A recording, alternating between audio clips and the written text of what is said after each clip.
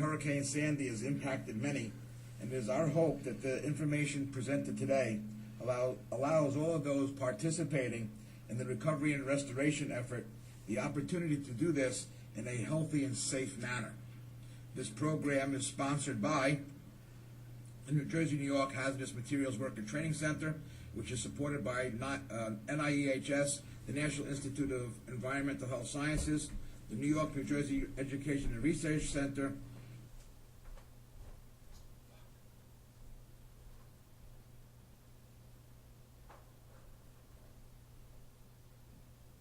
the New York, New Jersey Education and Research Center, the New Jersey Public Health Training Center, here at UMDNJ, School of Public Health, Office of Public Health Practice.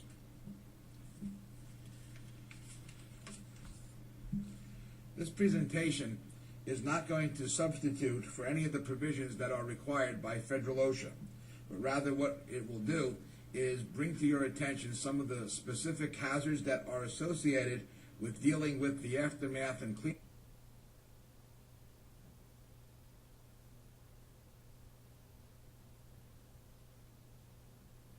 cleanup of Hurricane Sandy, so that the specific hazards that are associated with dealing with the aftermath and cleanup of Hurricane Sandy, so that you will be able to protect yourselves while you are helping others. What we plan on doing today is spending a little bit of time talking about some background information, some worker rights, and the various hazards that individuals such as yourselves might encounter while doing this type of activity. What we plan on doing is identifying what some of the hazards are in the field. We also wish to explain how you should protect yourself from these hazards and increase your overall safety and health awareness. What we want you to think about is that an effective disaster site worker safety program includes many provisions for the systematic identification, evaluation, and prevention or control of general workplace hazards, specific job hazards, and the potential hazards that may arise from foreseeable conditions. The extent to which this program is described in writing is less important than how effective it is in practice. As the size of a work site or the complexity of a hazardous operation increases, however, the need for guidance increases to ensure clear communication of policies and priorities, as well as a consistent and fair application of rules.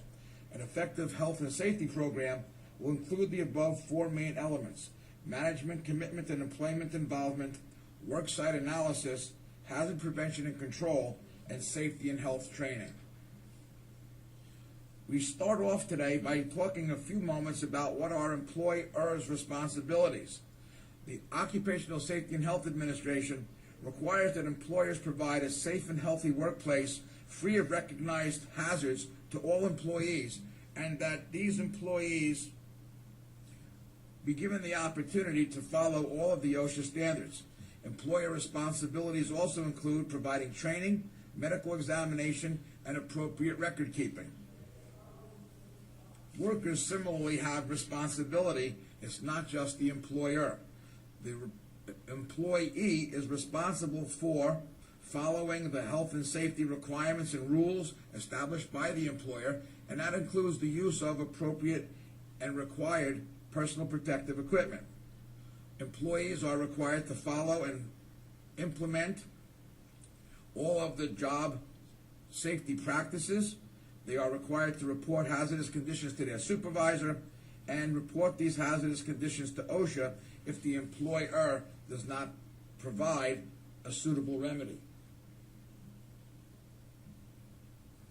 Most importantly, for those individuals who are involved in the cleanup of the Hurricane Sandy aftermath, is that you protect yourselves. We need you to be careful as you go through the various areas of debris that are covered with water, as well as other slip, trip, and fall hazards. Certainly we need to think about being current with tetanus vaccination. You will be perhaps performing direct patient care to a coworker who has been injured, so you need to be thinking about exposure to bodily fluids. You might come in contact with stagnant water. You need to think about appropriate footwear, using durable gloves when handling debris, using hearing protection for noisy environments, and know what your specific medical needs, including allergies, are so that you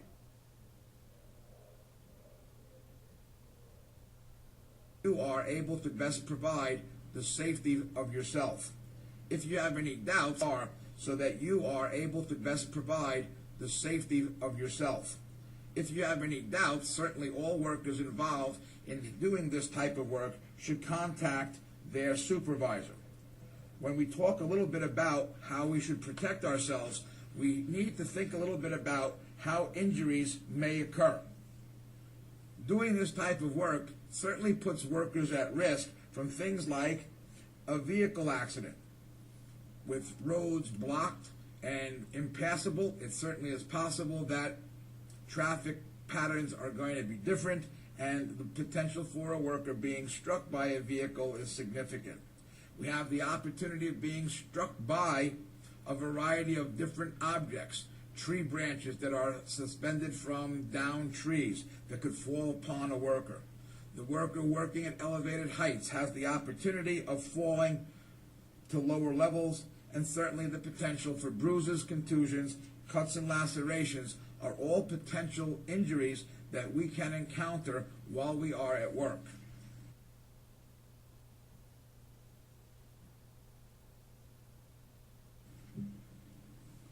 Working here in the New York, New Jersey area, dealing while we are at work.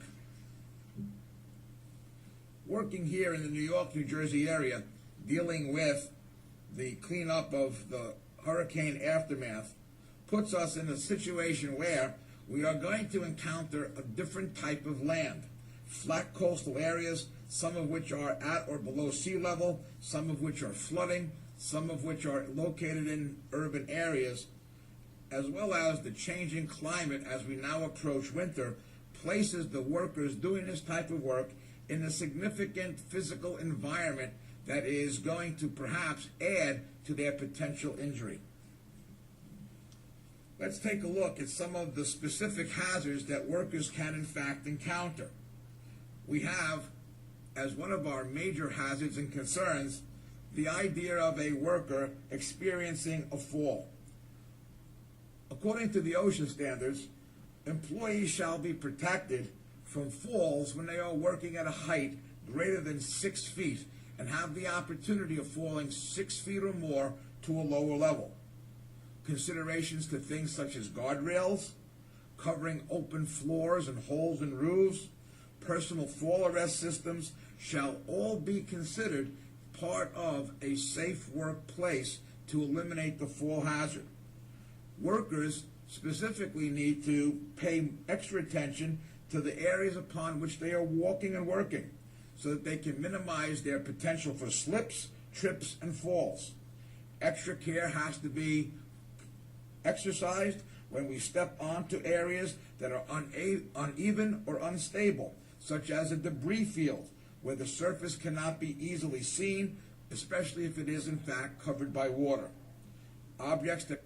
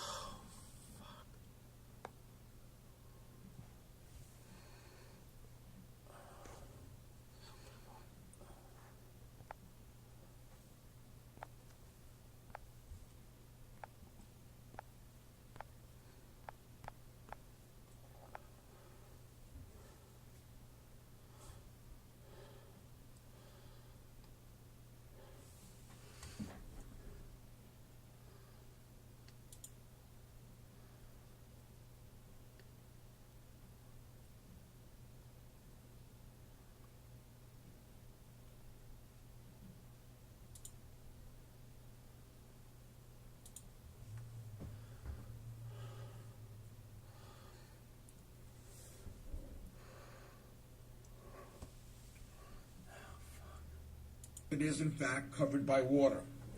Objects that can dislodge and fall, especially broken glass, prevent the serious hazard to employees. Whenever possible, such objects or glass should be removed before the worker works beneath them. If objects can't be removed, then controls such as debris netting, sidewalk sheds, canopies, catch platforms, or simply restricting access should be implemented to protect the worker. During this type of work, one of the things that workers will use a lot is a ladder. Ladders create a significant potential for a fall hazard. Make sure your ladder is secure at all times, and especially spend some time positioning and utilizing the ladder in the safest possible way. All ladders should be positioned so that the side rails extend a minimum of 3 feet above the landing or step-off point. Make sure that the ladder is secure at the top to a rigid support, and use a grab device when a 3-foot extension is not possible. Before each and every use, inspect the ladder for cracked, broken, or defective parts. And most importantly, we should always attempt to maintain 3 specific points of contact. 2 hands, 1 foot, 2 feet, 1 hand should always be in contact with the ladder while we are climbing or descending or working from a ladder. Sometimes we might need to utilize something that we refer to as an aerial lift, also referred to as a cherry picker or a boom truck. These devices are really important during some of the renovation, restoration work at the various locations damaged by the hurricane. We need to make sure, however, that we follow safe operating procedures for these devices. Only individuals who are trained and authorized should operate a lift. All those individuals need to understand the safety and operating instructions and be very, very cognizant of all of the warning decals and labels that are placed on these devices. We should always check for overhead obstructions before driving or elevating the platform. We must never use these devices near electrical lines unless they are de-energized or adequate clearances are maintained. An adequate clearance is a minimum of 10 feet from the power line. We should only refuel these devices when the unit is turned off, and charge the batteries for these devices in a well-ventilated area away from any open flame or spark. Prior to using any aerial lift, we must conduct a visual inspection and a function test, and only elevate the lift when it is on a firm, level, safe working surface.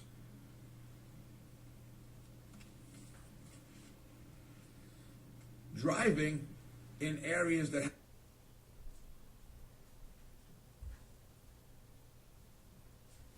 have been affected by the hurricane are going to be difficult. Driving in areas that have been affected by the hurricane are going to be difficult. We need to be aware that roadways may be washed out, may have significantly large potholes, or be covered with debris. All workers who are driving in these areas are urged to drive in a defensive manner. Be prepared for sudden stops, as well as be prepared for delays.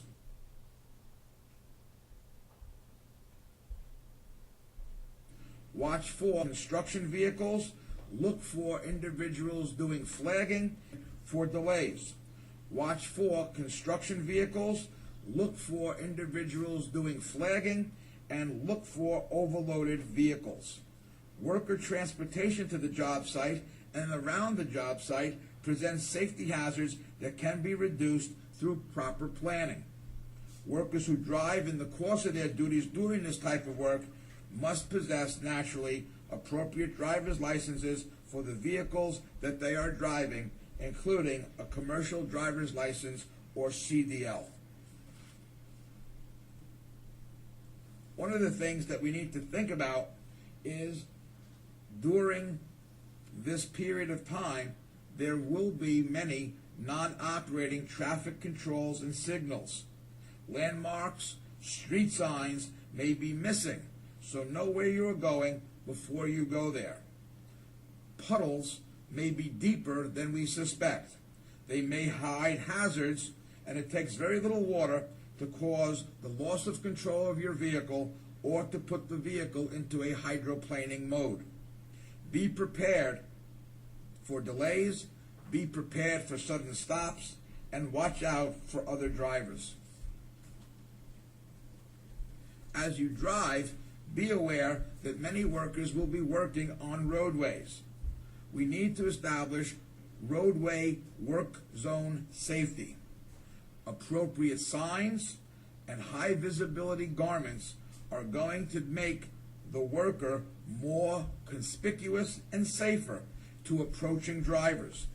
They don't offer actual protection from traffic, but should be used as a supplement in conjunction with other traffic safety means.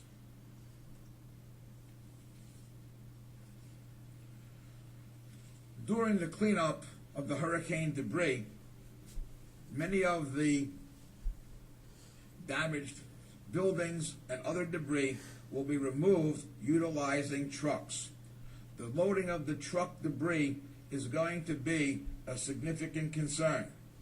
As we load these trucks, we need to think about certain hazards so that this job can be done in a safer fashion. Think about and look for overhead power lines.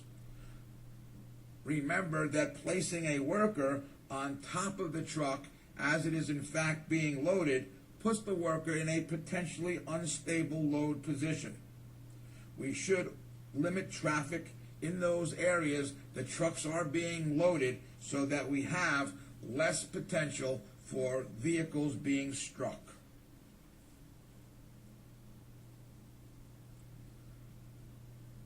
We need to make sure that power is restored to everyone who has been affected. This creates a significant hazard. Electrical overhead power lines and downed electrical wires and cables create a significant electrical shock or electrocution hazard to all workers. We must treat all power lines and cables as being energized until it is proven otherwise. Workers are at most risk when they remove debris from roadsides and are in the process of pruning trees. Verifying that an electrical line is not energized may not ensure your safety. Lines on both the load and supply side of the work area must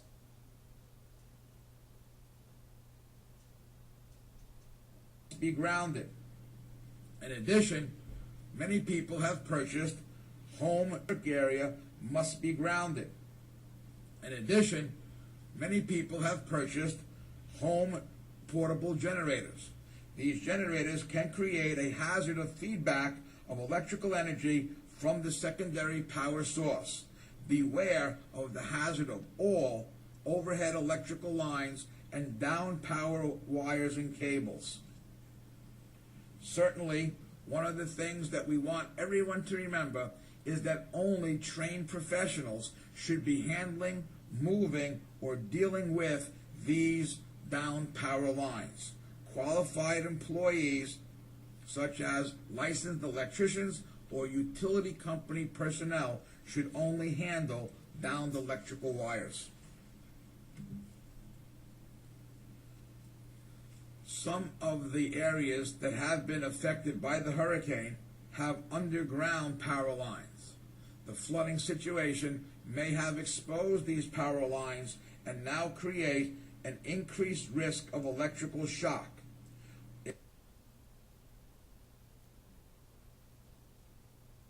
It is very, very important that electrical trade workers pay attention to electrical hazard. It is very, very important that electrical trade workers pay attention to electrical hazards because they have the potential of coming in contact with lines that are now exposed that were previously not recognized as being there.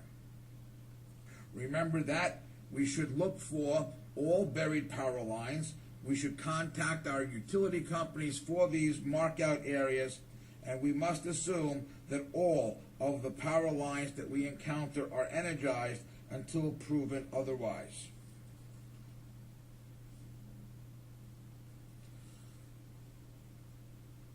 During the cleanup efforts, the use of chainsaws, particularly to remove downed trees and to prune damaged trees, is going to be a major issue. Certainly, we must operate, adjust, and maintain all chainsaws according to the specific manufacturer's instructions provided in the manual that accompanied the chainsaw when it was purchased. Ensure that any chainsaw that is using a sharpened and well lubricated blade.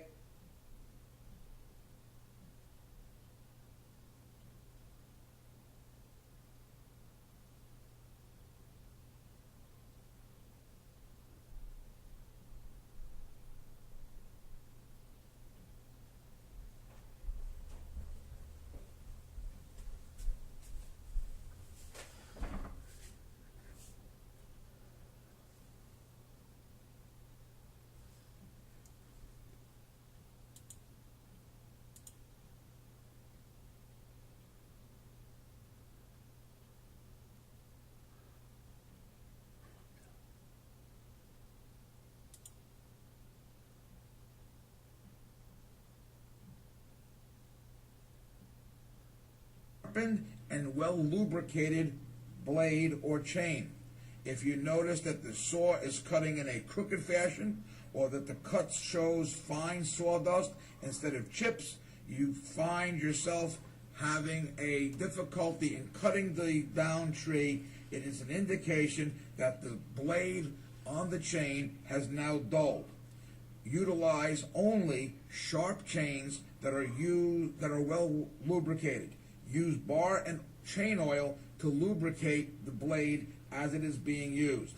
Additionally, users of chainsaws should periodically check and adjust the chain as necessary to ensure a good cutting action. Choose the proper size of chainsaw to match the job.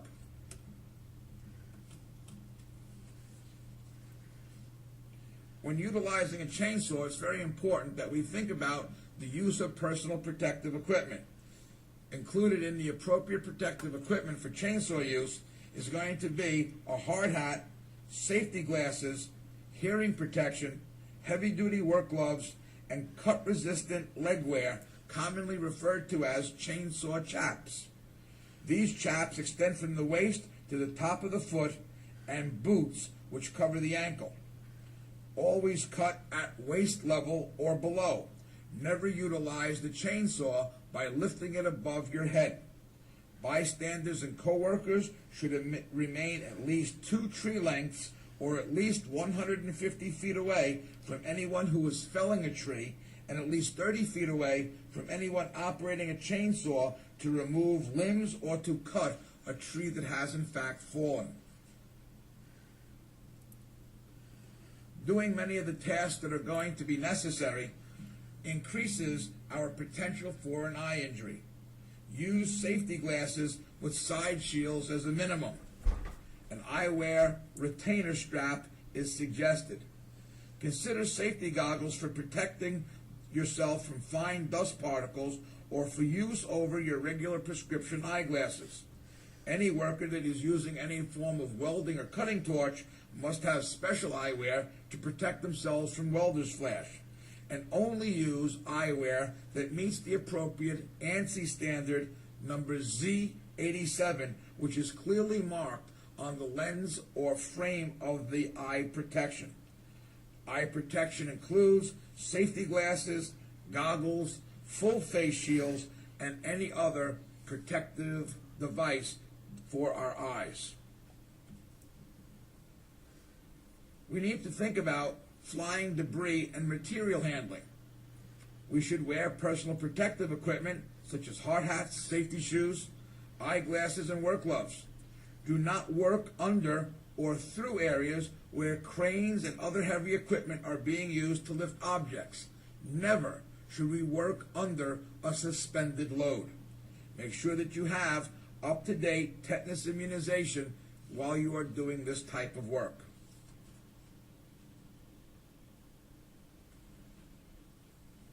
Debris piles are going to create for us unstable work surfaces.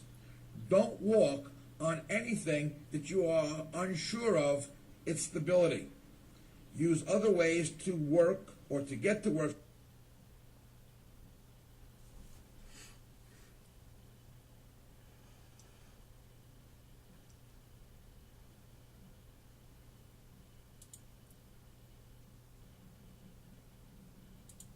Unsure of its stability.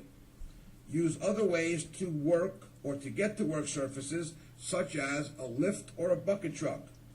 Erect appropriate scaffolding on stable surfaces and anchor it to a stable and strong structure. Wear protective equipment provided, which will include safety shoes with slip-resistant soles. Use fall protection with lifelines tied off to suitable anchor points, including work in bucket trucks whenever possible.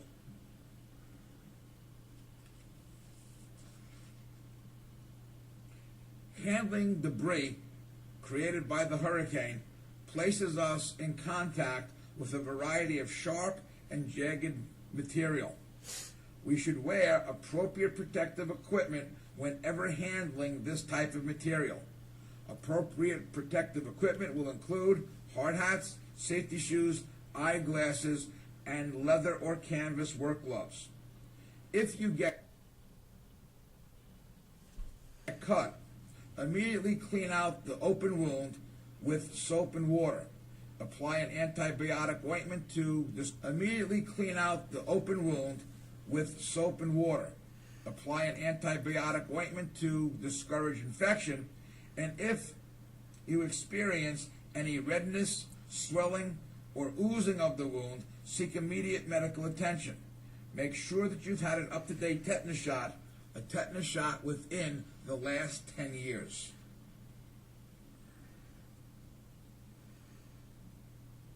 Work during the restoration period is going to include perhaps entering into a permit-required confined space. It is clearly important for everyone to realize that work in confined spaces is exceptionally dangerous. Anyone working in a confined space or permit-required confined space will be required to take specific confined space training before they are allowed to do any of that type of work. Confined spaces may only be entered by authorized personnel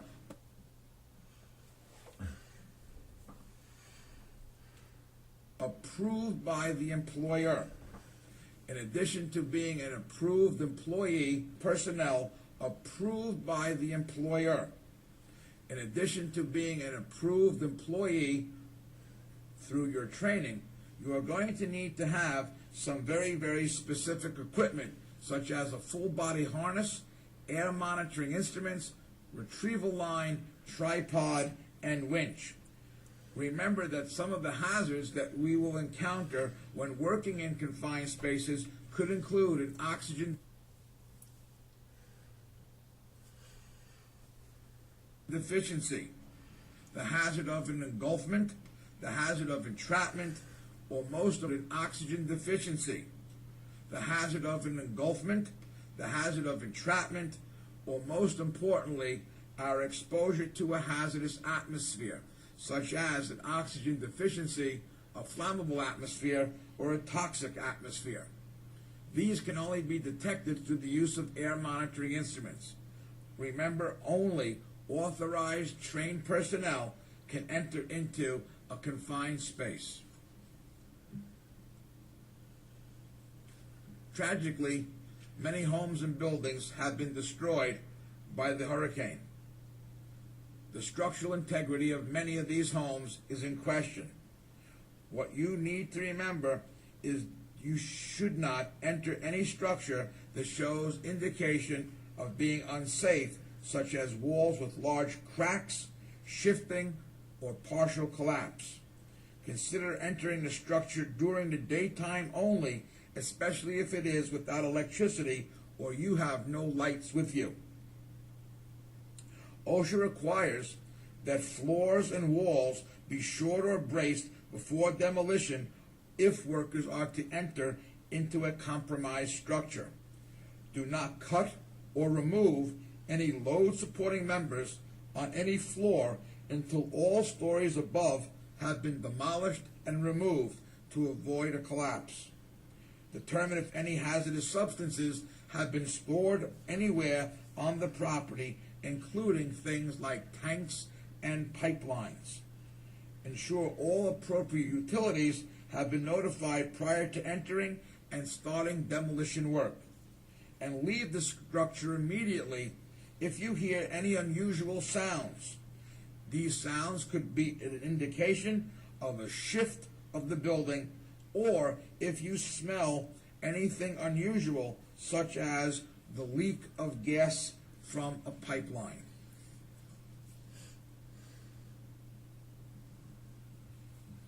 The use of heavy equipment is going to be very, very important during the restoration period. This equipment must be operated correctly and safely. Be alert for the activities that are going on around you. Make sure that the truck that you are using does not exceed or does not have the load capacity exceeded while it is being used. Do not walk under or through areas where cranes and other heavy equipment are lifting objects.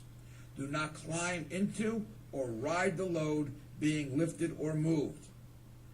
Assure that outriggers are used when operating equipment on unstable ground, and do not ride ever in the bucket, on the forks of a forklift, or on the blades of heavy equipment to access other areas.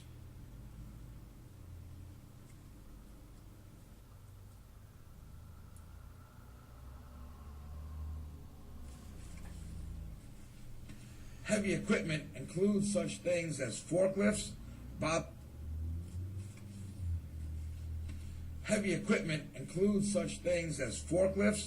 bobcats, loaders, backhoes, and ATVs.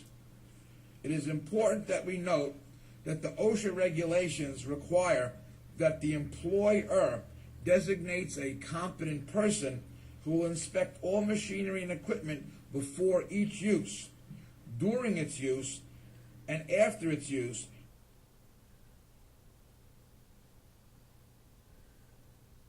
to make sure that this equipment is in safe operating condition. Any deficiencies that are in its use, to make sure that this equipment is in safe operating condition. Any deficiencies that are found to this equipment will require that the piece of equipment be repaired or defective parts replaced before the equipment is allowed in continued use.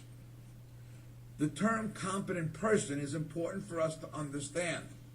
A competent person is anyone who is capable of identifying existing predictable hazards, and that person must have the authorization to take prompt corrective actions to eliminate the problems that they have identified.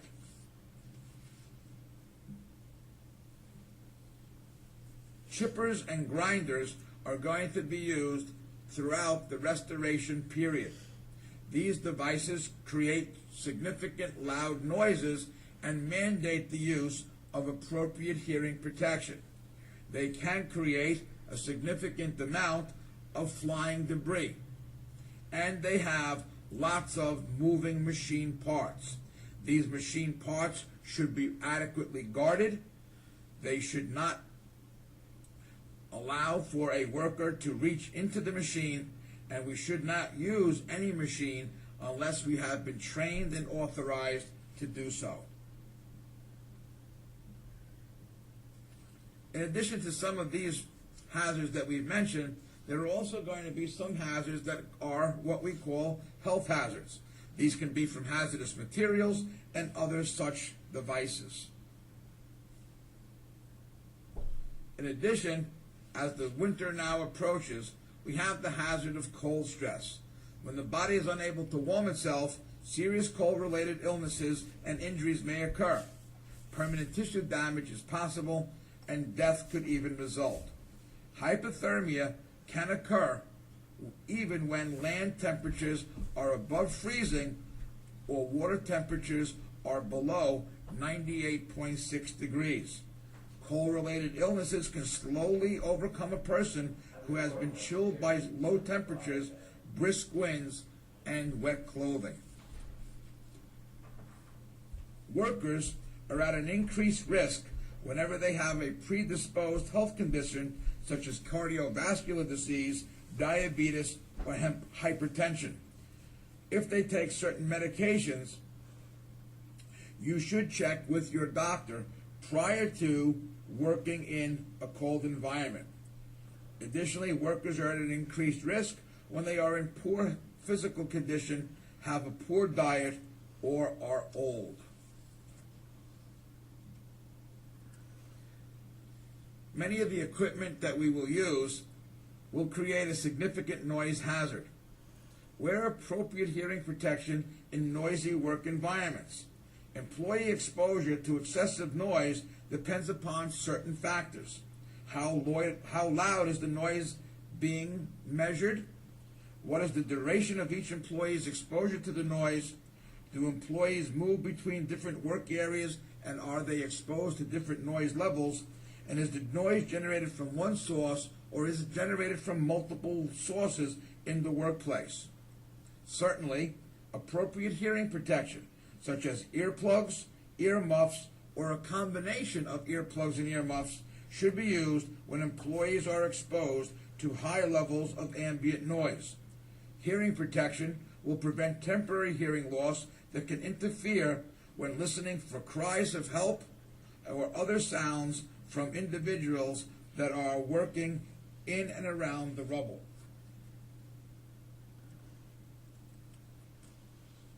In addition, we also have the hazard of inhalation of dusts. Some of the dust that we could be exposed to could contain asbestos, silica, or other toxins. This will include the jobs of debris removal and dumping, loading trucks, and demolition of buildings. Certainly, appropriate respiratory protection is needed. If you have any questions about a respirator, see your employer. Remember, however, that before use of a respirator, other than a nuisance dust mask, a medical evaluation of the employee is required. Protect yourself from breathing dust. It could contain a toxic material. If asbestos is present, use a half-face elastomeric respirator with an N, R, or P 100 series filter.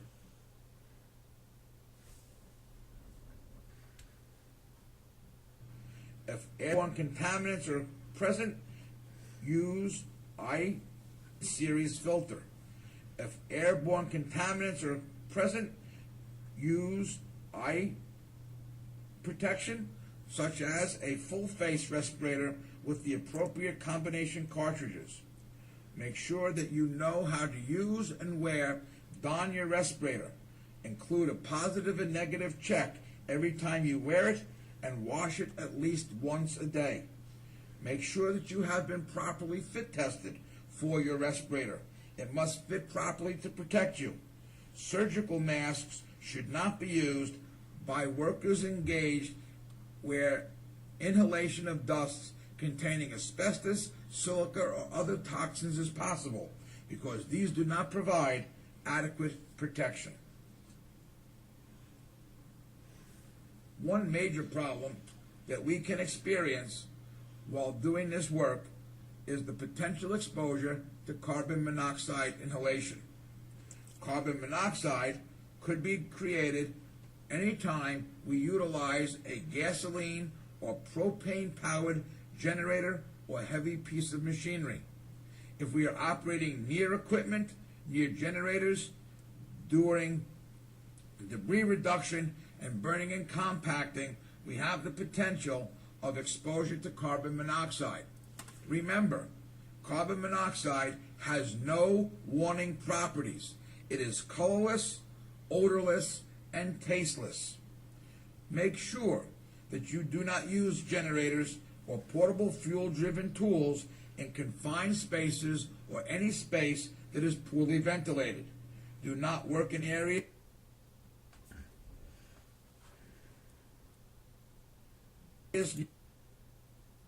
near exhaust from machinery. Carbon monoxide poisoning occurs even in areas near exhaust from machinery. Carbon monoxide poisoning occurs even outdoors if engines generate high concentrations of carbon monoxide and the workers in the area of the exhaust gas. With symptoms of exposure, shut the engine and move to clean, fresh air.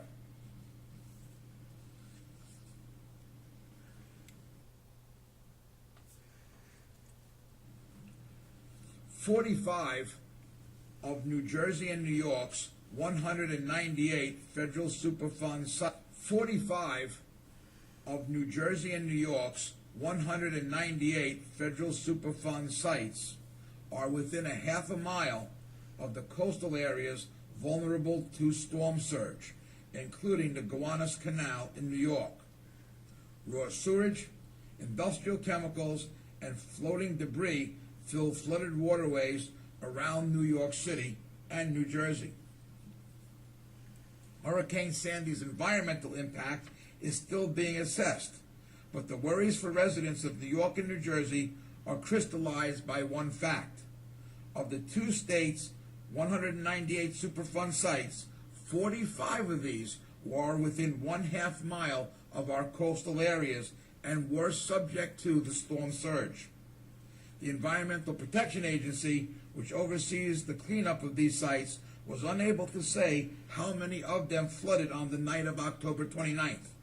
But the agency said its initial appraisals show that several were impacted by the storm, including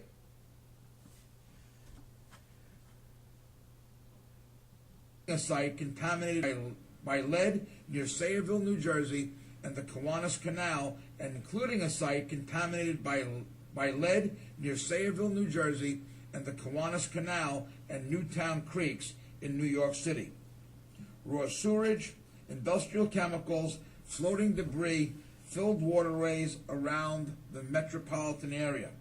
Left in the wake of Hurricane Sandy, the toxic stew may threaten the health of residents already dealing with more direct damage from this disaster. We should be concerned with our potential for chemical exposure. Eye, nose, throat, upper respiratory tract, and skin irritation, flu-like symptoms, central nervous system depression, fatigue, loss of coordination, memory difficulties, sleeplessness, and mental confusion are all signs of potential chemical exposure. Chronic effects depend on the extent and duration of exposure. This type of exposure is going to be potentially found with workers doing debris removal and site cleanup. Hazard-specific protection, as identified by the supervisor or workplace safety officer, will need to be followed at all times. Remember that workers must be made aware of the potential hazards, personal hygiene, and personal protective measures required whenever encountering hazardous chemicals. The OSHA Hazard Communication Standard applies in its entirety to individuals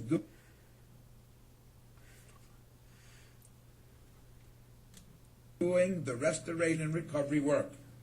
Each agency and contractor must individuals doing the restoration and recovery work.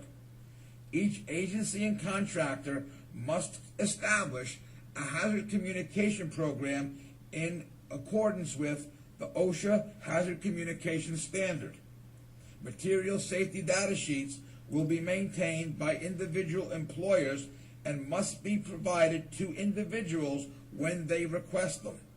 Containers of chemicals require appropriate labeling with their name, contents, hazard, and target organs which can be affected clearly marked on the label.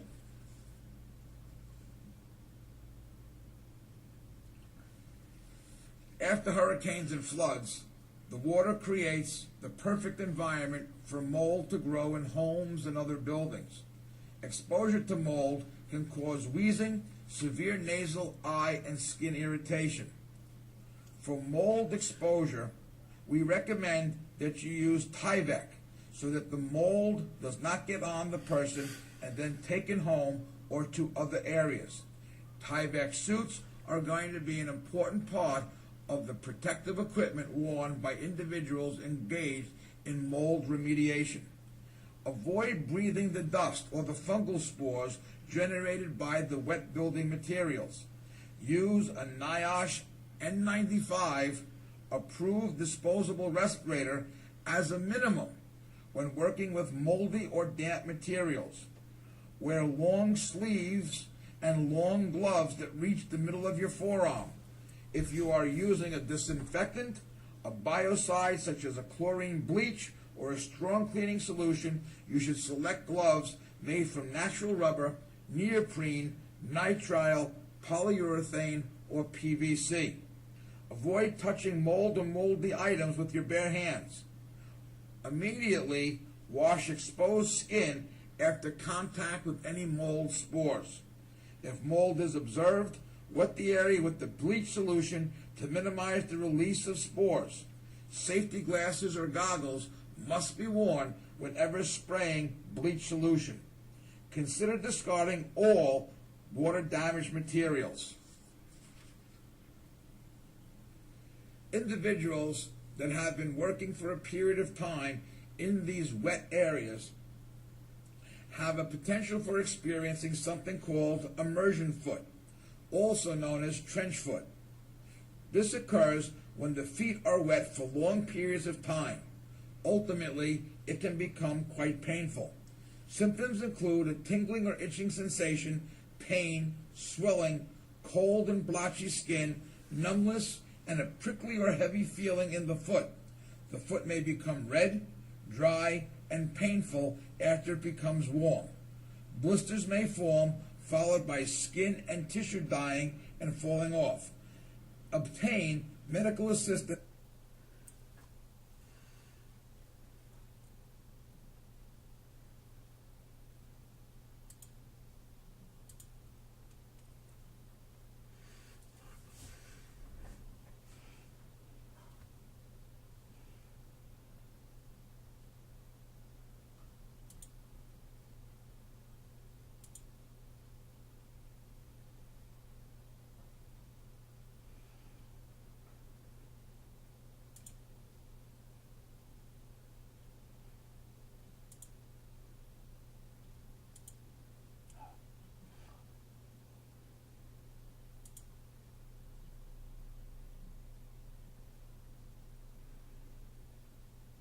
Falling off.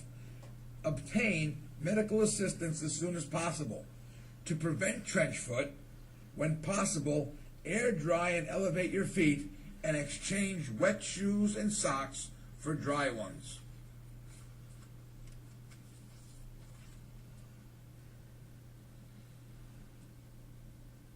With the area having lost electricity for significant periods of time, the potential for food-borne disease is great. Identify and throw away food that may not be safe to eat. Food that has come in contact with flood or storm water, food that has an unusual odor, color, or texture, meat, poultry, fish, eggs, and leftovers that have been above 40 degrees Fahrenheit for more than 2 hours should be discarded. Food containers with screw caps, snap lids, crimped caps such as soda bottles, twist caps, flip tops, snap, open, and home canned items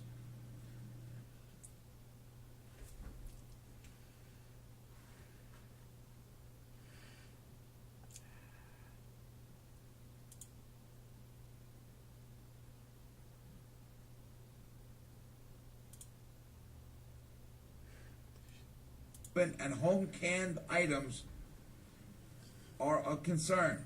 These items cannot be disinfected if they have come in contact with floodwaters. While power is out, keep the refrigerator and freezer doors closed as much as possible. Add a block of ice or dry ice to your refrigerator if the electricity is expected to be off for more than 4 hours. Make sure you wear appropriate gloves when handling dry ice especially. Waterborne diseases can be found in flood waters. Remember to listen to public service announcements. Follow these announcements as they will provide you with important information as to what to do with these waterborne disease potentials. Local authorities will tell you if tap water is safe to drink or to use for cooking or bathing. If it is not safe to use, follow the instructions provided or use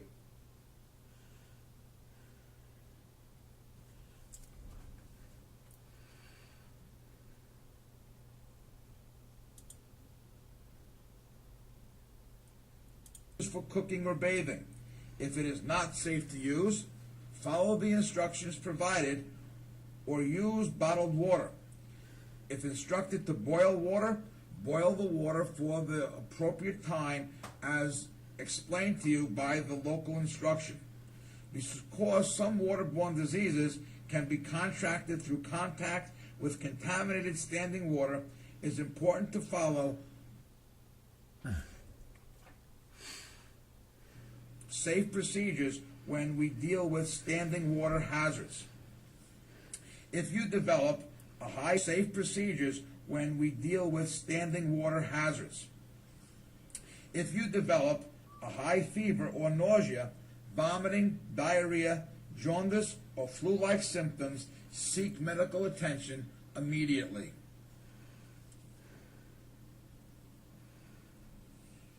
Flora and fauna may present a hazard to the worker.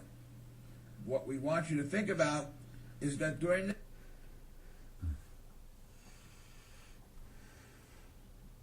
this time we may encounter mosquitoes and or wild or stray animals.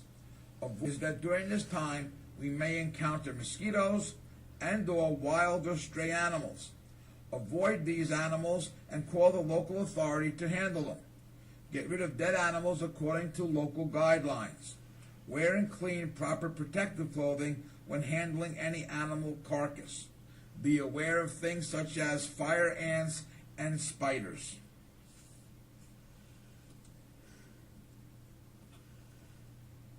This has been a difficult time for many of us. The potential for traumatic stress is great. In order to eliminate this hazard, we need to think about things such as pacing ourselves and taking frequent rest breaks. Watch out for one another.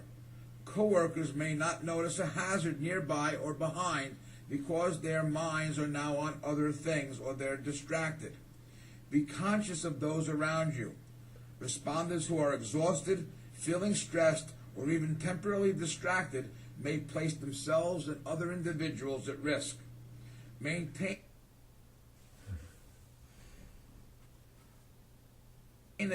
as normal a schedule as possible. That includes regular eating and sleeping. Maintain as normal a schedule as possible. That includes regular eating and sleeping, which are crucial to your well-being. Make sure that you drink plenty of fluids such as water and juices. Try to eat a variety of foods and increase your intake of complex carbohydrates. For example, eat things such as bread, muffins made with whole grains, and granola bars. Whenever it's possible, try to take a break away from the work area. Eat and drink in the cleanest areas that you can find. Recognize and accept what you cannot change. The chain of command, organizational structure, waiting, equipment failure, etc. Talk to people when you feel like it. You decide when you want to discuss your experience. Talking about an event may be reliving it. Choose your own comfort level. If your employer provides you with formal mental health support, use it. Give yourself permission to feel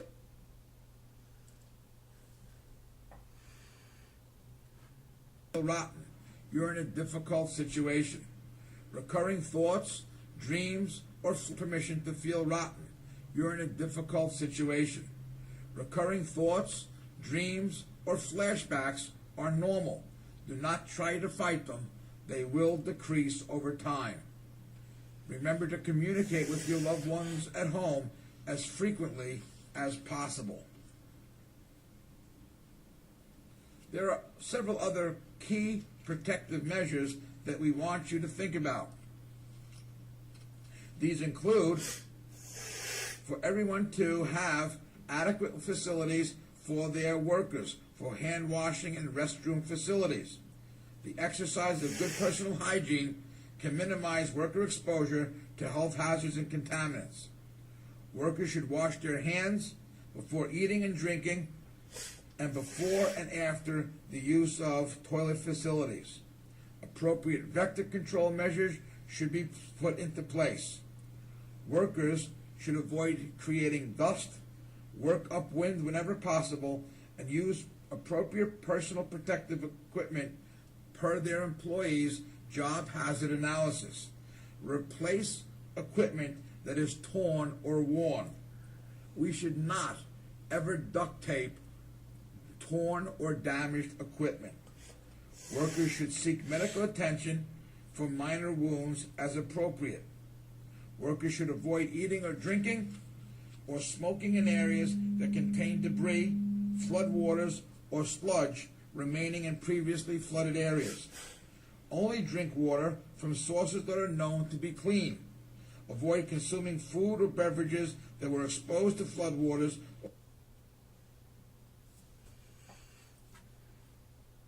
or perishables that may have become spoiled.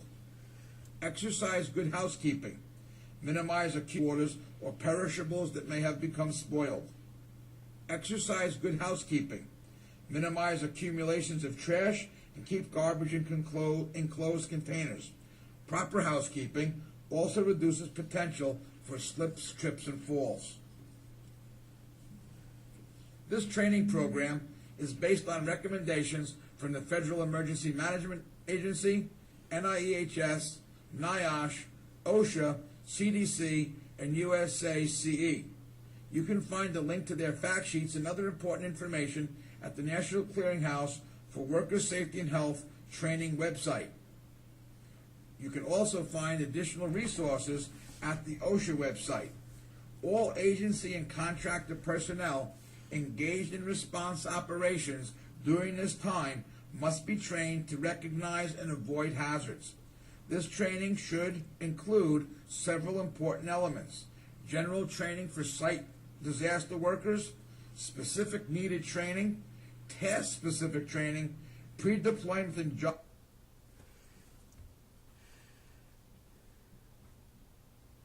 briefings, and site-specific training, including an overview of condition-specific and job briefings, and site-specific training, including an overview of conditions specific to the locations where the employee will be deployed.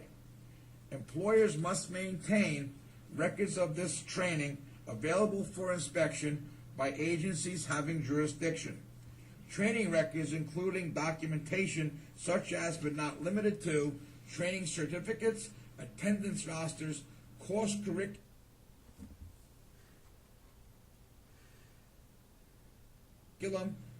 etc. must be maintained. Employees shall provide competent and qualified course curriculum, etc. must be maintained. Employees shall provide competent and qualified persons as required by various hazards. The hazards and issues are dynamic and require vigilance and flexibility. The key to a safe response is attention to safety issues of your workplace environment. The physical hazards are similar to any construction or demolition site. The health hazards include the hazards associated with the environment. All workers must adhere to the following work rules. Follow your employer's safety and health policies at all times. Know and adhere to the chain of command. Follow accountability instructions. Check in and check out of the workplace each day. Promptly report all injuries and accidents and near misses. Report unsafe conditions. Wear your personal protective equipment as needed, and maintain a constant awareness of your surroundings.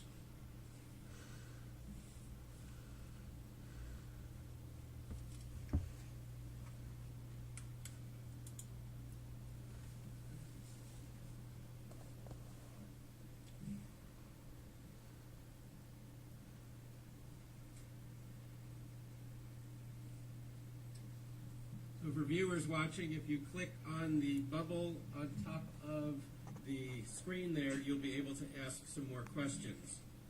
There are 2 questions that were provided.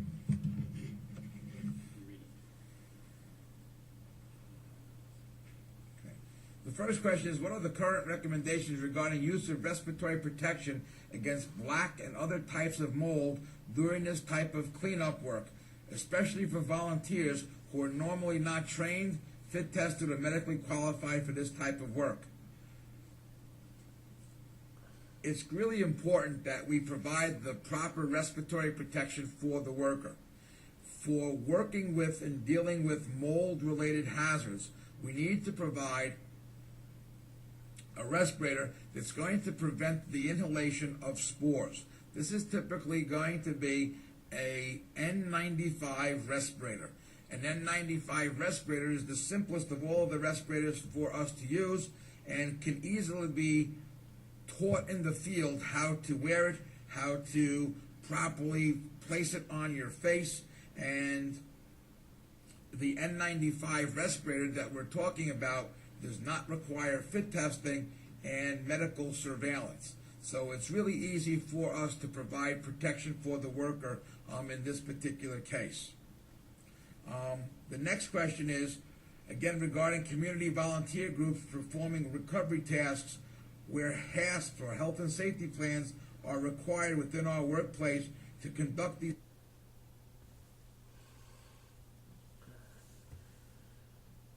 types of tasks. Are there any requirements for community volunteers to have an awareness to conduct these types of tasks?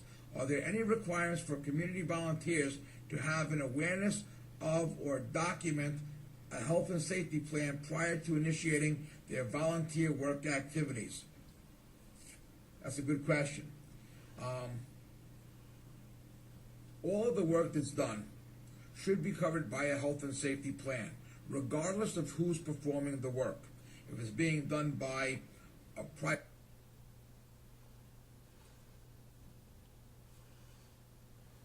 company, a volunteer, a community-based group, there should be a health and safety. A private company, a volunteer, a community-based group, there should be a health and safety plan that specifically identifies the jobs that they're going to be performing, the hazards of those jobs, and the way in which we can protect ourselves from those hazards.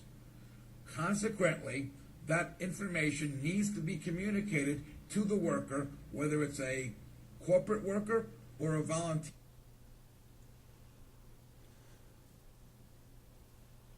worker, so that they are able to adequately protect themselves. Remember,